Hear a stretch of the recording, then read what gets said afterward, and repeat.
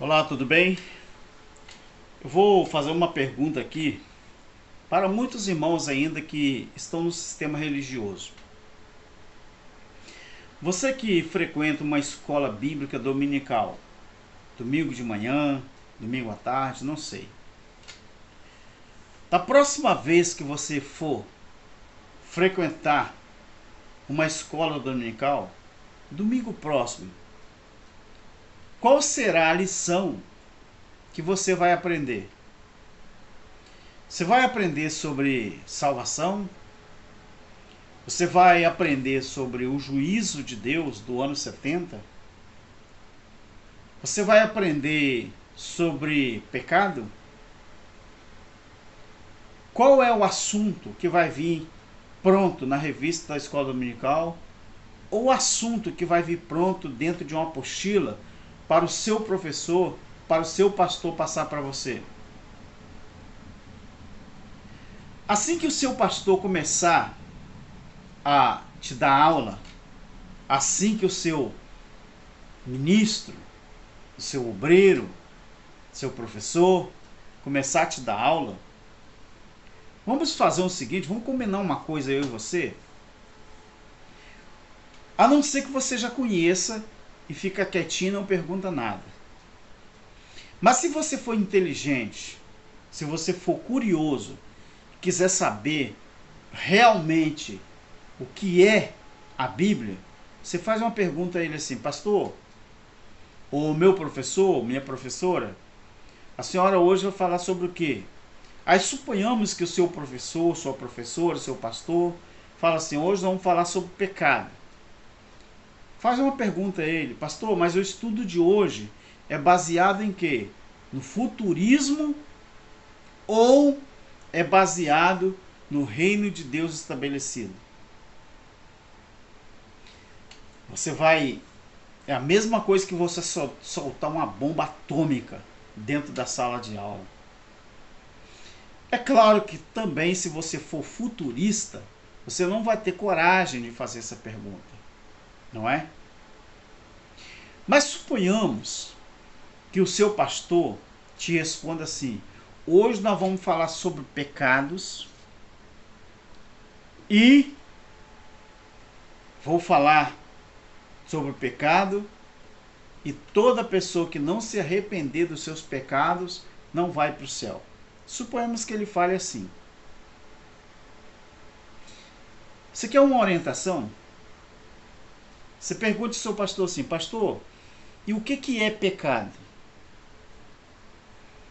Seu pastor vai te responder: pecado é tudo aquilo que nos separa de Deus. Se você for inteligente, a primeira coisa que você vai dizer para ele, você vai mencionar Daniel capítulo 9, versículo 24. O que diz ali? Olha, eu não estou com a Bíblia aberta aqui não, minha Bíblia está aqui, está fechada, e a minha câmera está em cima da Bíblia, mas a Bíblia está fechada.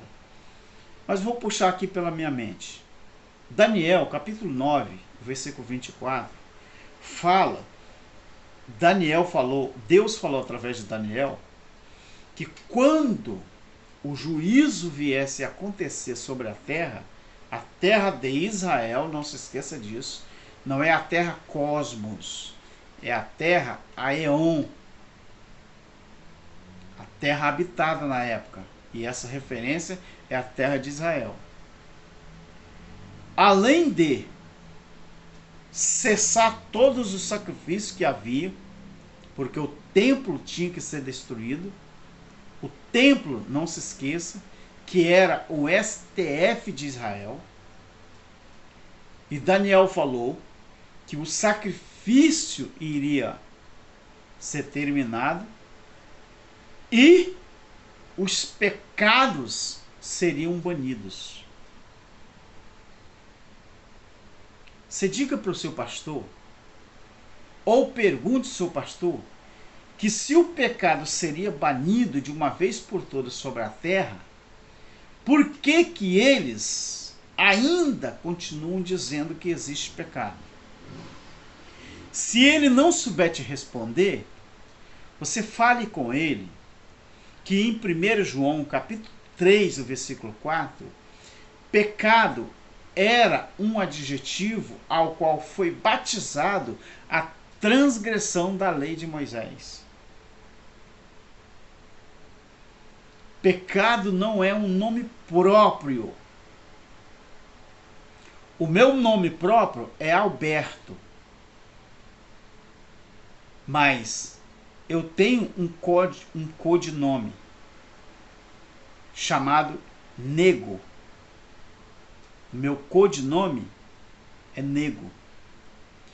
O meu nome próprio é Alberto. Agora eu vou falar para você alguns adjetivos de Alberto. Alberto é manso.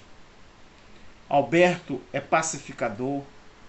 Alberto é tranquilo. Alberto é cabeça fria. Alberto é estudioso, que eu sou, graças a Deus.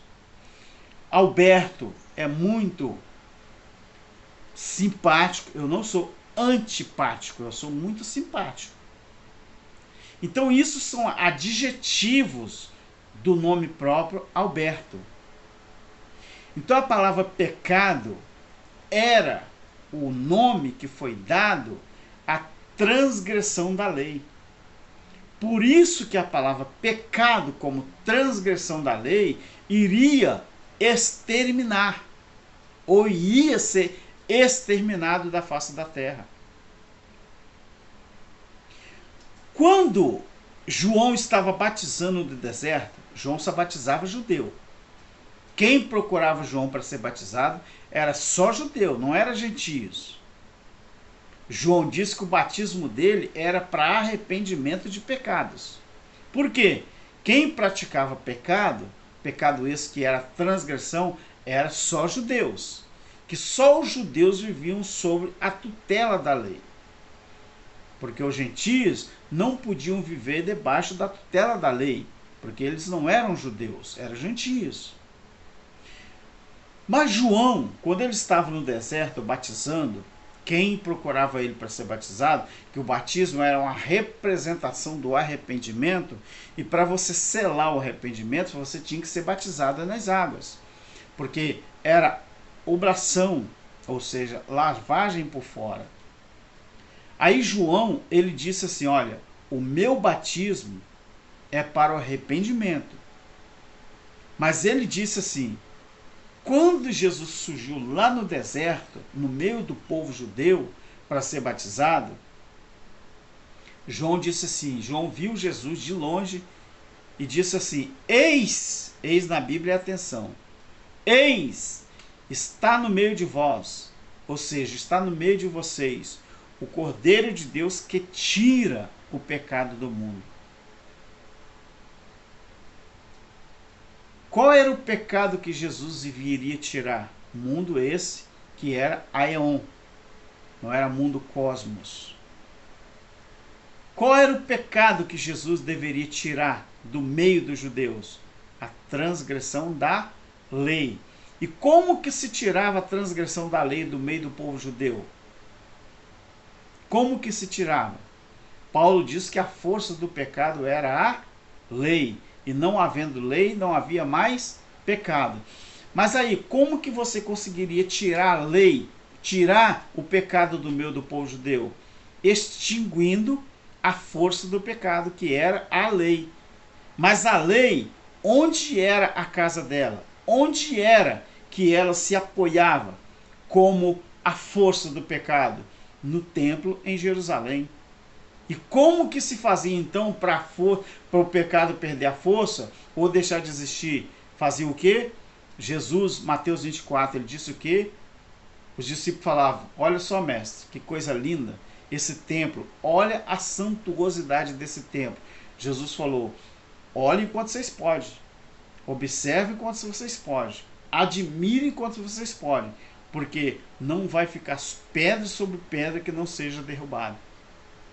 Ou seja, o STF, guardião da lei de Moisés, iria cair. Iria ser derrubado. O templo em Jerusalém, que era guardiã das leis de Moisés, iria cair. Então João diz, João 1,29, está no meio de vós